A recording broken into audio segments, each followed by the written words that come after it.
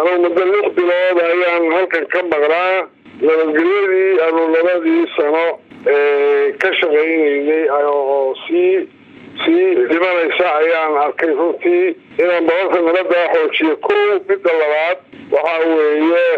معمولكي قلمك أو لبلا كهر عن إسرائيل بالدولة الفدرالية كانوا حكوا وهي هذا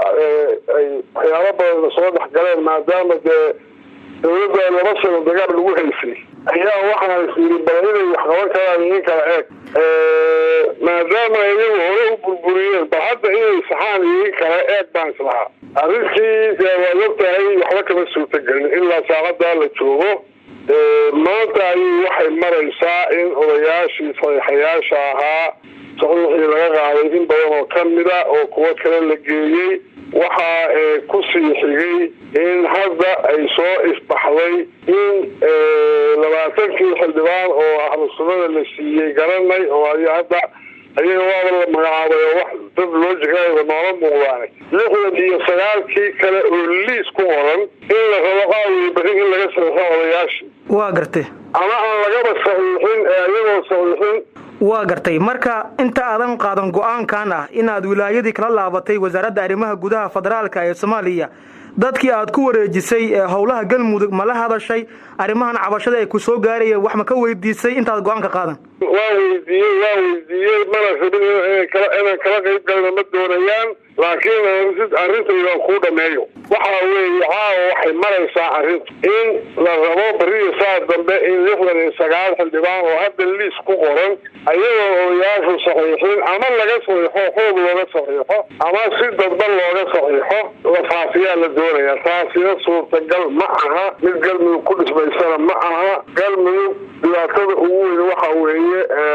labadii sano la soo dhaafay dagaal xun ayaa lagu hayay dagaalkaas oo mar aad moodaysa inuu yahay mid diineed mar aad moodaysa inuu yahay dad danaystayaal ama dalaaliin ama dal kale meesha oo doonaya inay madaxweyne ayagu leeyihiin iyo baarlamaan ayagu leeyihiin ka soo saartaan oo la og yahay oo ku habaaqaan oo sheegaanba hadda intoodii badnayba ay guusamareeb joogaan aad bay nasiib darro u tahay prime ministerkii dalka oo laga rabay cadaaladda iyo inuu ummadda wax u simayo inuu ummadda wax u qaybiyo inuu asagu personal inta fadhiisto noqdo guddigii khilaafaadka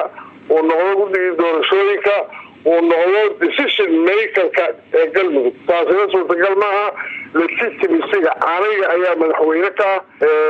galmudug in wax aan dhisa mooyaane wax kale oo meesha ka socon karaan ma jirto ayagoo burbursan oo nabadla oo dhibaato oo kala maqan ayaan waxaan aniga gaaray inaan shaqadeedii qaar bixiyo waa gartay si galmudug u soo aruurto mid u noqdo midnimadii aan ka shaqaynay oo intaas aan ka soo shaqaynayay oo ayagoo lagu gacmaha la yaxayo aan ka shaqaynayay ilaahay wuxuu qadaray in dadkii qaadan waayeen dadka qaarkiis qaadan waayeen arrintaa oo ay u leeyihiin weyday ama xag diineed ha noqoto ama xag siyaasadeed oo ah waxa ay rabaan inaan u suurtagelin haddii arrintaas aniga iyo dad kale oo mid meeshii joogo مسؤول كيفي وايا تاو انتقد والله gacmaha ka laabtaan waxyaalaha laga asxuulaya diidaan oo galmudug annaga oo galmuduga iyo galmudugtii hore iyo ahlu sunna oo hadda aan maaragtay isu tagno iyo odayaasha iyo ogaasha iyo waxgaradka inaanu dhisano ayaan u baahana waayahay marka intaas ahayn waa baadil oo meesha ka soo baxa laakiin liiska xildhibaan in la diyaariyo oo maalmaha soo aadan lagu dhawaaqaya ku sheegay أنا كاس والله لوجي وأنا لازم تعذر هذوين ما هو وجهه يا صوته يا صلاح لك والله لك صح ما لكن أنا اللي يقال وأنا اللي يقال قوة لك صاري ويجي والله واحد معقول معك هي معقول معه والله صار ماشي idinka iyo ahlu sunno in muddo isku dhaganaydeen oo maamulkiina dhanna dawladda federaalka Soomaaliya tabashaad ka muujinayseen dawladdu way idinku baxday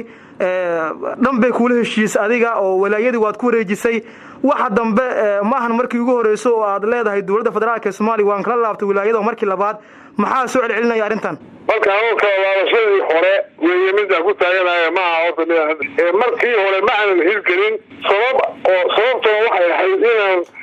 waxaan diilayay in meesha conflict iyo dhibaato ka dhacdo ma aan rabin aniga wax dhismaan baan doonay laakiin sida ku socdaan mid ku dhismayaan waaya madaxtooyada aad ku shaqeynayso waxay ku taalaa magaalada Dhuusamareeb hadda waxaad ku sugan tahay magaalada Gaalkacyo maxaadan u tagin magaaladii aad ku shaqeynaysay oo caasimadda Galmudug oo go'aankan aad kaga dhawaaqday Gaalkacyo aadan uga sheegin Dhuusamareeb waa dadka xaaladeeda maanta Galmudugna Gaalkacyo lagu aasaasay Gaalkacyo jooga waana isku mid Dhuusamareeb bariisaad loo tagi karaa laakiin aniga waxaan maaragtay aan ka cusleysanayaa waxaan doonayaa meesha ma rabo in kultasa ay noqoto ama dagaal iyo dhibaato meesha ka dhacdo ma rabo waxaan doonayaa waxayga inaan cadayso ilaa ay dowladda federaalka faraha kala baxdo Dhuusamareeb oo ay ra'iisul wasaaraha iyo wasiirka dadban oo arrimaha gudaha ilaa ay ka tagaan meesha oo ay baneeyaan haddii kale conflict ay noqonaysaa meesha isku xaganayna mana doonaysaa waaya hadda dowladda federaalka ee Soomaaliya dhismaha maamulka gabagaba buu u yahay qaar ka mid ah xildhibaanadii waa lagu dhawaaqay oo qaybtii ahlu sunna dadaalo kala socdo ra'iisul wasaariyaha ku sugan maxaadan u tagin magaaladii oo iyagu aadan ula kulmeen war sidaan wax ku socon maayaan xal kala keena inta aad Gaalkacyo ka hadleed dhageyso aniga Gaalkacyo ka hadlaya waana kula hadlay waraysi fulin fadlaka waaya